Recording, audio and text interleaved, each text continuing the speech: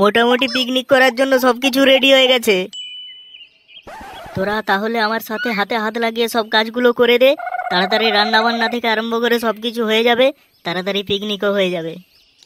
পল্টুদা, এইমাত্র তো পিকনিকে এলাম, চারিদিকটা একটু ভালো করে ঘুরে দেখে নি, জায়গাটা কত সুন্দর।